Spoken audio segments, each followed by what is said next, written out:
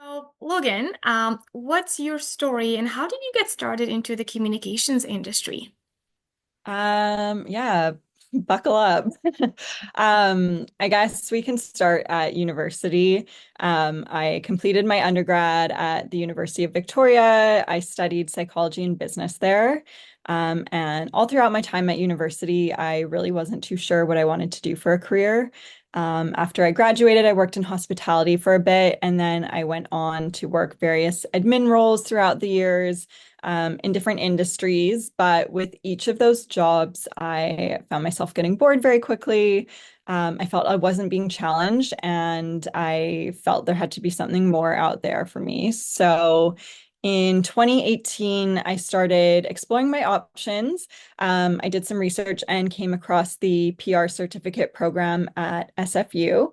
I applied, got in, and really enjoyed the program. I love learning, and it just felt so good to be back in school. And I truly felt like I was on the right path, which was very validating because I had to quit my job to go back to school, which is always a bit nerve-wracking. You wonder if you made the right decision. So after completing the coursework, which I think was 8 or 9 weeks, as part of the program, we had to complete a 3 week practicum to graduate. I was able to land a practicum at a boutique PR agency here in Vancouver. And it went really well. But of course, there's no guarantee of a job offer after completing an internship. And that's what happened. They didn't have a need for me at the time. And I was actually heading out of town for the holidays a couple weeks after I had wrapped up my internship. It was around this time of year. And then on my way to the airport, my former boss texted me and said they had a job for me when I came back if I wanted it. So it worked out really well for me. One of the coordinators that I had been working with was moving back to the UK. And so it just so happened that now they needed to hire someone. So when I came home from my holiday, I had a job lined up, which was really nice. I worked there for a little over a year. It being a very small agency, I had the opportunity to work very closely with the partners. Which I think had I been at a larger agency, I wouldn't have had that opportunity. And then in 2020 happened. My friend works for a nonprofit org in the tourism industry. She let me know that they were hiring a communications specialist. I love to travel. I thought that this job would involve travel, and I thought it would be a great next step in my career. So went through multiple rounds of interviews, signed a job offer in early February 2020. I'd given my notice at the agency I was working at, and it was my final week of work there. We had just started working remotely because of the pandemic. And this is still very early days of the pandemic, I should add. So no one really knew what was going to happen yet. And then I received a call from the HR manager at the organization that I was supposed to be starting work at, who let me know that they were rescinding the job offer because of the uncertainty around the pandemic. The job revolved around tourism, and there was just no tourism happening. So it made sense. She was very apologetic, but I was pretty devastated, having just quit my job for what I thought was a dream job, and then go to having no job. So I then had to go back to my boss at the PR agency, explain what happened, and ask if I could continue working there. And unfortunately for me, a lot of our work, because of the pandemic, had paused. And they just weren't in a position to have me continue working there at that time. So all of a sudden, I found myself jobless. So that next year was really a challenge for me. In the beginning of COVID, as you can imagine, there weren't many job postings. They slowly started popping up. I had a few interviews, even a couple final stage interviews, but ultimately didn't end up being selected. And then fast forward to January 2021, so almost a full year after I lost my job, I saw Talkshop was hiring an account associate for their real estate team. I'd always been interested in working at Talkshop, and I thought it was such a perfect fit because I'd worked with a number of real estate clients in my first PR role. So I applied, and I actually initially didn't hear back. So I continued interviewing elsewhere, and then maybe a month or two later, I got an email out of the blue from one of the partners at TalkShop asking if I was still looking for a job, which I was. So I said yes. We set up an interview, and here I am now. I've been at TalkShop almost 3.5 years. Wow, what a journey. I feel like the word buckle up is definitely relevant. I love like kind of you taking us through the ups and downs of your journey and kind of, seeing how you've taken chances. Sometimes things worked out and sometimes things didn't, but ultimately they did work out in the big run. So I love that. So I think that's very inspirational. So yeah, can you tell us more now about your about TalkShop and the kind of work that they do? Yeah, for sure. TalkShop is a full service integrated communications agency. We work with brands and businesses across North America in a number of different areas. So, public relations, social media, digital marketing, influencer relations, branding. And we work with clients spanning all different industries to real estate, tech, healthcare, nonprofit, you name it. TalkShop started here in Vancouver. We also have an office in Toronto, and recently we expanded to LA. So we now have a presence in the US as well, which is super exciting. I'm keen to get down there and check out our LA office hopefully soon. Amazing. Well, it sounds like the work that TalkShop does is very multifaceted, and there's lots of opportunities across multiple sectors. And you loving travel could be a great opportunity for you to, work maybe at the LA office. Yeah. So I guess in your position now as your title is Senior Account Manager at TalkShop, can you tell us a little bit more about what that entails? Yeah, for sure. So I work more on the PR side of the business. So with my clients, my focus is typically on media relations and thought leadership. We also support with event planning, issues management, but that's kind of the meat and potatoes of what I do. I work with anywhere from about 6 to 9 clients at a time, again, spanning a whole range of industries. I've worked with clients in tech, retail, nonprofit, a bit of everything. And in my role, I'm responsible for overseeing my accounts, just really making sure they're running smoothly, putting together comprehensive PR strategies for my clients, providing strategic thinking, ensuring we're meeting all of our objectives we set out at the outset of our partnership. And I also work with and oversee a team of associates. So just ensuring we're providing excellent work for our clients and helping them move the needle. Yes, everyone out there is trying to move the needle in this noisy world. So very Yeah. important. Something I think would be nice to learn more about is you mentioned thought leadership. Is that only strictly for B2B clients, or can you tell us more about that aspect of your work? No, it's not just for B2B clients.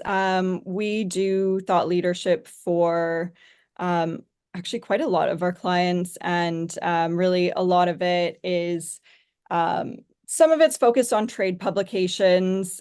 So, for instance, I've got a client in the restaurant technology space. We'll do a lot of bylines around technology solutions for restaurants and hotels.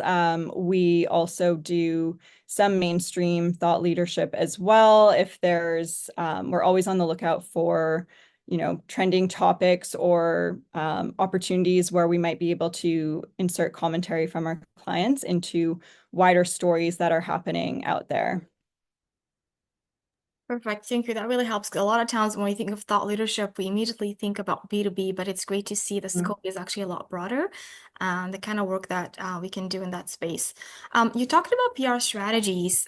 Can you tell us more about how, what that looks like? How do you work with your internal associates to do that, or maybe collaboratively with the clients to come up with your PR strategies?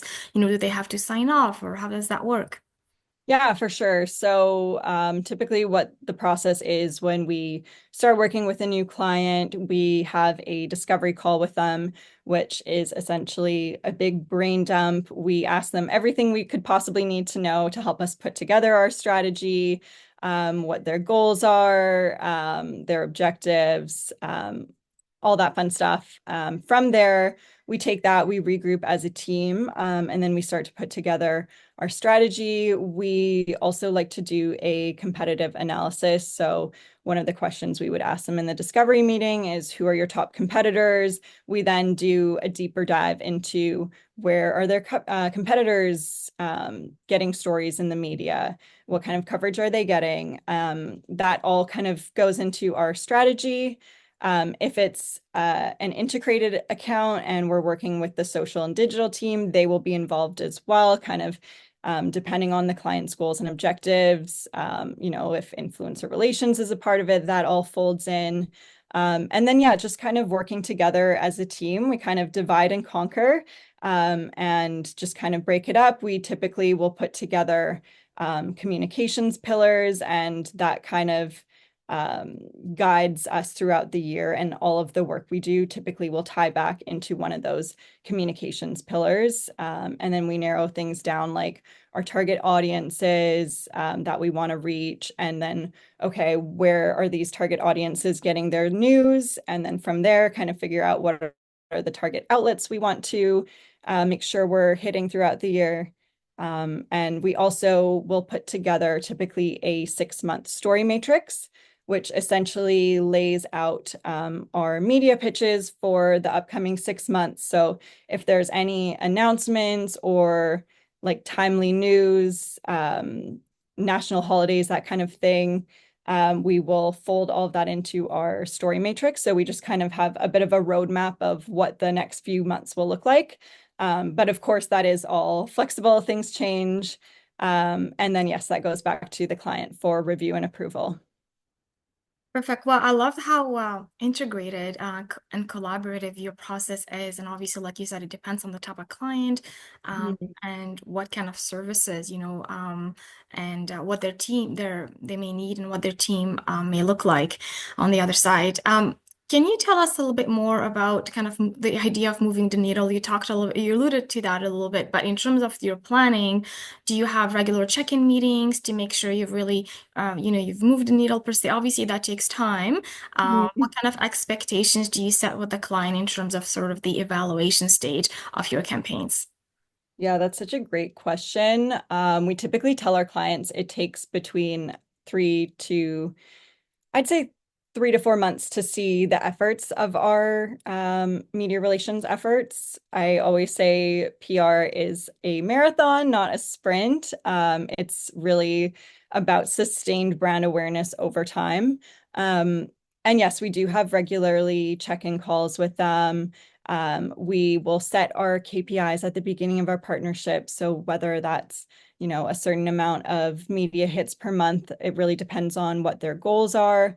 And yeah, we're just constantly kind of measuring against that. We have a coverage tracker that we update regularly, and we're just making sure we're staying on top of that, constantly referencing our strategy and making sure we are kind of doing what we set out to do. And, if their objectives change, do we need to adjust our strategy and or course correct? Yeah. Amazing. Yes, like you said, I think it's really important to set expectations with a client, and I love and you have a range. And I really love what you said about, it's a lot of, maybe clients may say, oh, I want to just go viral, and just educating them on the importance of having that sustained awareness and engagement versus that one time. And I think that's really important to highlight at the beginning. Having said that, you've shared a few exciting things you do. What does a typical day look like for you, Logan? There is no typical day. And that's one of the things I love about PR. I've worked jobs in the past where it's the same thing day in, day out, and I couldn't do that anymore. It's too mundane. It's not for me. But for instance, next week we're doing a holiday photo shoot for one of my clients that will require me to go pick up a Ford Bronco, go to Home Depot to get a Christmas tree, and then head up to Squamish for the shoot. So that would be a very atypical work day, but just kind of shows how things can be diverse depending on the needs that particular week. A more typical day in the office, I would say a lot of my day is spent in communications. So, both with my clients and with my team, I'm the main point of contact for my clients. So, I'm leading our biweekly client calls, answering any questions they have, updating them on the status of tasks. I also work with a team of 1 to 2 associates on each of my accounts. I'm constantly in contact with them as well. So ensuring we're reaching our goals and making sure everything's moving along. And then I'm also reviewing work before it's sent to the client. And so right now we just started working with a new client. So I'm in the middle of putting together a PR strategy for them. I'm drafting a press release for an upcoming announcement they have, but it really just varies week to week what we're doing.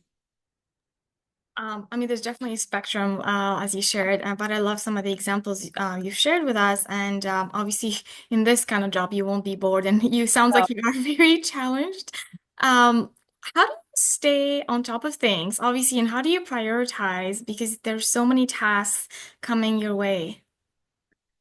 Good question. I feel like everyone has their own tools and strategies. I really lean on my calendar to help myself stay organized. I just set myself tasks. If I've assigned a certain deadline, I just drop it in my calendar. Or if I've asked for client feedback on something by a certain date, I drop that in my calendar so I can easily see, okay, I haven't received feedback on this yet. I need to check in with them, see where things are at, or I haven't received this um, pitch draft yet from the associate. I need to check in.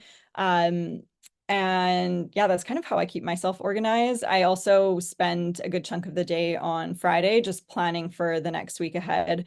I go through my accounts one by one and figure out what the priorities for the following week are. I will share those in the respective client channels on Slack, which is what we use to keep in contact. And then that way we're kind of all organized and on the same page for the upcoming week. Thanks, Logan. Obviously, you do need a system to make sure nothing falls between the cracks. Yeah, yeah, How a would lot. Yeah. I noticed you have a Google Project Management certificate. Is that something that also helped you stay organized? Yeah, it definitely is. Um, I think as a account manager, I'm also a project manager. When we're planning large events like a news conference or another media event, there's a lot of moving pieces, especially when there's multiple stakeholders involved.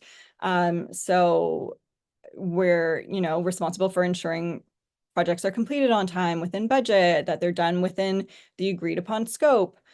So with that certificate, there was a lot of really helpful components. Um, I think it covered a lot of general business skills, which are super relevant to PR as well. Things like stakeholder management, leadership skills, critical thinking, identifying and managing risks. And a lot of these skills I have learned on the job, but have never been formally taught them. So it was nice to actually have that framework of like best practices and to get to dive a bit deeper into some of those areas. And one of my clients just recently shared a campaign strategy with us, and within it was a RACI chart, which is something I learned about in the project management course, who clarifying who does what. And it was nice to actually recognize and know and understand what that chart is. So yeah, it was super helpful.